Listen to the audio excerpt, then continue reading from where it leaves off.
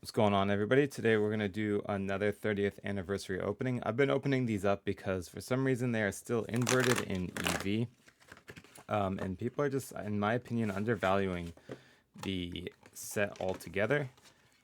With the Chrome Mox holding $100 of the $165 listed value to $175 listed value on TCG Player currently.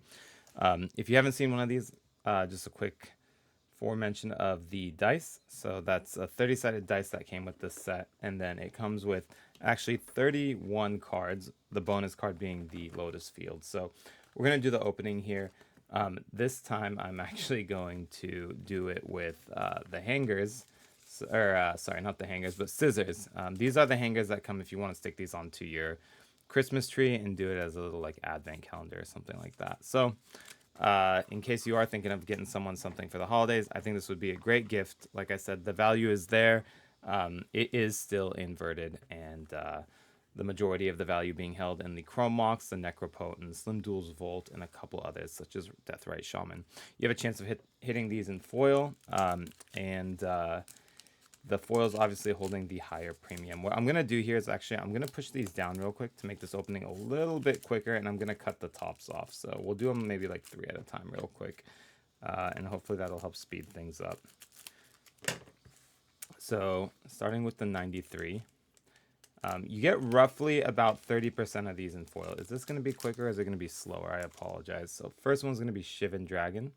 This one being one of the lower value cards in the non-foil. I'll stack the non-foils in the top row here, foils in right below that.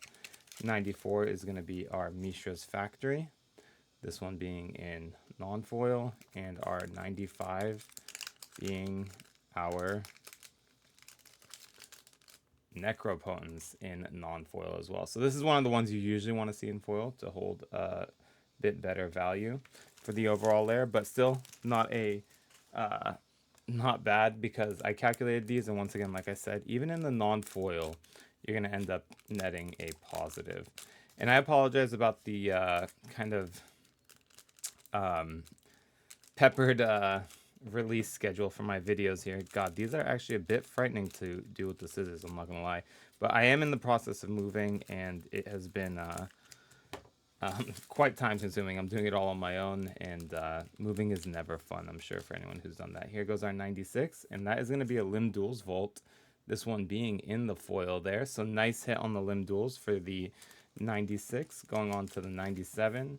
Tradewind Rider, and I believe this is the lowest value card out of the entire set, that one being in non-foil. So far, 1 foil out of 5 total. See what we get here, and a Smokestack, getting it in the non-foil as well. If you watch the last opening, we got very lucky, and we actually hit a ton of foils. I think it ended up being a total of 18 foils out of the whole layer, which is very, very unusual. Usually you're not seeing that many foils in each layer. So let's open these up, move those to the side, and going on to 99, we are going to see a Squee Goblin Nabob in non-foil. So up to 5 non-foils, 1 foil. Kind of on pace for what's normal here. Lin Civi, Defiant Hero in the foil. One of the ones you probably don't want to see in the foil. And getting a Wild Mongrel in the foil as well there. That one's kind of, it's very, very subtle foiling on that. Going on to 2002, 2003, and 2004 here.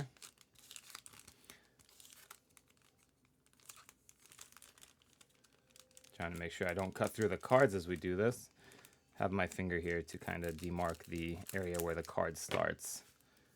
So there those go. A little bit of pringling on these. I picked these up actually off the secondary market. As I said, I had pretty bad luck when this came out. Genesis in foil. And I had to actually purchase all of mine from the second. And we're getting the Chrome Mox in foil. So this is pretty lucky because if you aren't aware, the Chrome Mox in foil is actually $150. So hitting this in the foil will actually pay for the entire layer on its own almost. So really good hit there. That almost recovers all of this. As a seller on TCG Player, definitely very nice seeing that. Glimpse of Nature, a good hit here. People pick these up as soon as I list them. Going on to 2005, 2006, and 2007. So Chrome Mox is the 2003 card. I always forget the years for each of these cards, despite how many of these openings I've done now. So going on here, 2005. Getting our Lightning Helix in non-foil. We still have potentially a couple good hits in the foil slot. Getting our Bogardian Hellkite, another one that you don't want to see in the foil. Linsivvy, Bogardian, Tradewind Rider. Those are some of the ones you definitely wish they take up the non-foil. Getting a foil Ponder. So this is a really good hit as well in the foil. Ponder is holding quite the premium, especially in this art. People seem to love it. So really glad to see that Ponder in the foil. But yeah, what did you guys think of this layer? Do you think it's still a very cool layer? Pretty... I think this is now heading into the second year of this having been out. I can't remember if this came out the year prior or last year, but I believe it was 2022 that these actually released. So going on to 08, Heritage Druid, getting that in the non-foil. 09, seeing a Bloodbraid Elf in the... Is that foil? God, these are so hard to tell sometimes. This is the non-foil. It doesn't have the star.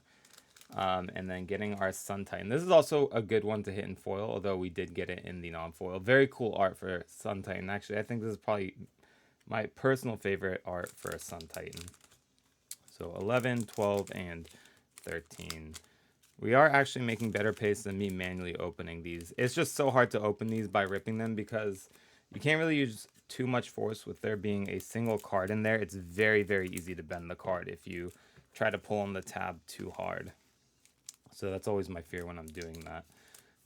Deathrite Shaman in the non-foil. This is also a good one to hit if you can't do manage to hit it in the foil. And then 2011 getting the Birthing Pod in foil. So nice hit on Birthing Pod. Really good hits so far in the foil though. We have seen Chrome Mox, Ponder, and Birthing Pod, all super good, as well as the Lim-Dûl's Vault. Elspeth, Sun's Champion. This one's actually surprisingly has quite the premium compared to its non-foil version, although that is the non-foil. Okay, 14, 15, and 16. Going on to those. But yeah, I do, like I said, I'm not saying this is financial advice or anything, but if you are seeking out quite a few of these cards, this is a great product to purchase. Still think the value's there. Siege Rhino in foil. That is definitely one you would prefer not to see in the foil.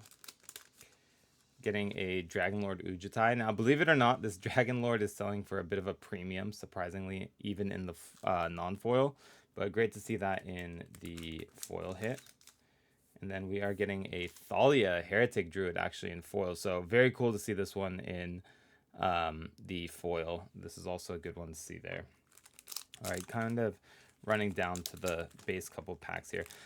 One card that surprisingly sells for a ton out of these, and it basically helps you recover some of the value. This is I'm gonna cut this one on its own because this pack is very.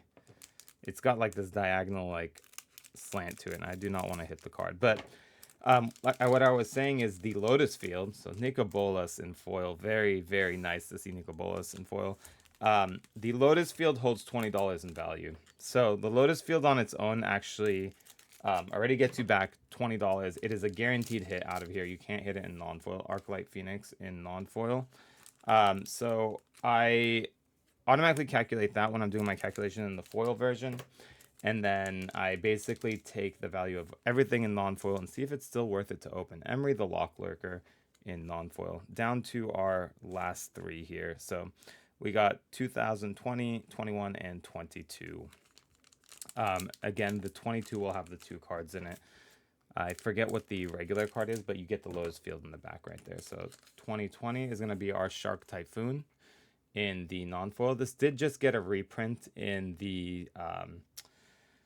oh gosh, is it Amanatu, I believe? The Precon from Duskmourn. It did get a reprint there. So it being an enchantment and that being a miracle deck, it might have taken a little bit of a hit there. Elite Spellbinder. It was one of the cards that did have a bit of value from the overall layer, though, even in its non-foil version. But I'm sure, like I said, I haven't checked the price in the last few days since Duskmourn has officially released on TCG Player. All right, last pack here. We have our Lotus Field in the back. I absolutely love the art on these Lotus Fields, though. So that always comes in foil. And then our 2022, we are going to end with a Nashi Moon Sage's Scion there in the non-foil. So there it is. That is our opening. We hit a total of 1, 2, 3, 4, 5, 6, 7, 8, 9, 10, 11, 12, 13 foils, and the remaining 17 in non-foil. Well, actually, it's a remaining 18 because I'm counting the Lotus Field as one of those. So yeah, not bad. Like I said, the Chromox basically recovered all of our value there. Everything else essentially is a bonus as a Celeron TCG player. As a player, I would buy this definitely if I needed the majority of the cards, and I think they're really cool treatments, so definitely check them out on TCG Player. Grab them while they're still great value. If you enjoyed the video, do hit the like button, subscribe. I appreciate it. That's how I kind of support myself here for doing these breaks. And aside from that, check us out on Whatnot. I do have a link for $15 credit down in the description below, so check us out there. We stream 2 to 3 times a week, although we've been on a little bit of a hectic schedule with the move, but hope to catch you there. Grab that credit, and I'll see you later.